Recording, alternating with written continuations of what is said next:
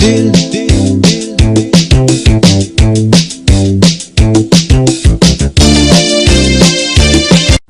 to our channel by clicking the subscribe button. Click the bell button and enjoy the latest uploads. Sharif, the Prime Minister of Pakistan, has been disqualified from office. The Supreme Court unanimously found Sharif must leave office over corruption allegations. Now, last year, the publication of classified documents known as the Panama Papers named Sharif as the owner of a property in London that he'd brought with funds from offshore companies. The court also disqualified the country's finance minister, Ishaq Dar. Well, Kamran Youssef is in Islamabad with the latest. Kamran, so it's as we perhaps expected to happen. He has been disqualified from office. What happens from here? Well, Prime Minister Nawaz Sharif, who is no more a Prime Minister, will have no other option but to step down. And what happens next is that his ruling party, or the Pakistan Muslim League Nawaz, still retains majority in the National Assembly. So what happens next here, now that the ruling party will have to elect someone else to replace Nawaz Sharif as Prime Minister. But certainly it is very significant development, and very few people expected that this judgment could be unanimous, because in preliminary judgment on April the 20th, only 2 judges declared Prime Minister Nawaz Sharif that he should be disqualified. But this time around, this verdict was unanimous. All the 5 judges declared that Prime Minister Nawaz Sharif is not an honest and sagacious person, and he does not fulfill the constitutional requirement, and hence he should be disqualified.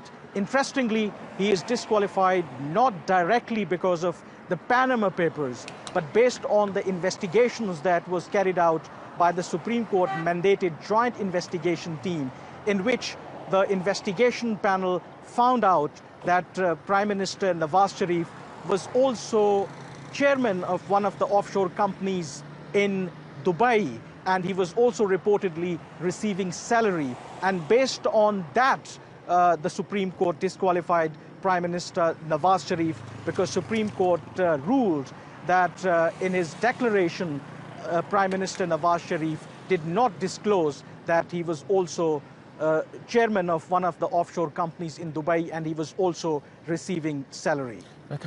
Pakistan's Prime Minister Nawaz Sharif has resigned after the country's Supreme Court unanimously ruled that he should be disqualified over corruption allegations. Well, the ruling follows accusations relating to the Panama Papers published 2 years ago, in which Mr. Sharif's 3 children were implicated. He and his family deny any wrongdoing. Let's talk about this then to our Pakistan correspondent, Sikandar Kamani, who joins me in the studio. Is this a surprise, his resignation? Well, I think after the unanimous court decision against him, saying that, recommending that he was disqualified and disqualifying him from office, I think the Prime Minister had little choice other than to go. If he hadn't have gone, then we'd have quite likely seen mass protests, for example, on the streets. I mean, this issue, this Panama Paper leaks case, has been really dominating Pakistani politics for well over the last year, and we've seen allegations made against the Prime Minister Nawaz Sharif and his children that they, according to an official inquiry, accumulated more wealth over the years than their declared sources of income could account for. And there were quite damning comments made by this official inquiry. And so, having said that, so in some ways this wasn't a totally unexpected. However, this is unprecedented in Pakistan.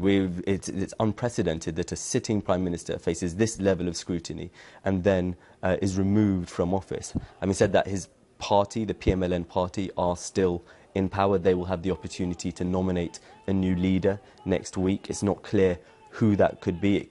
There's been some suggestion it could be his brother, although there's also objections to him because there's also been allegations made against him relating to corruption. So Pakistan is in a real situation of uncertainty at the moment about what will happen next. And so he's resigned. What will happen? Is he facing prosecution potentially? Well, the Supreme Court has said that a trial should take place under the auspices of the country's main anti-corruption body. It's called the National Accountability Bureau.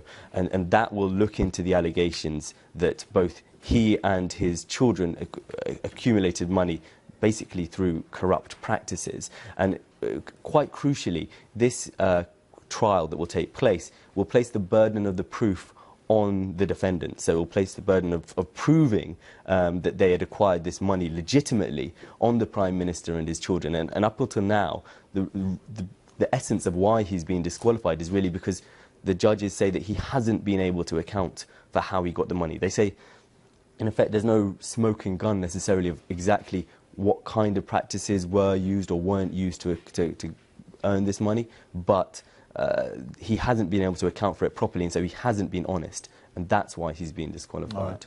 Okay, Sikandar Kamani, thank you very much.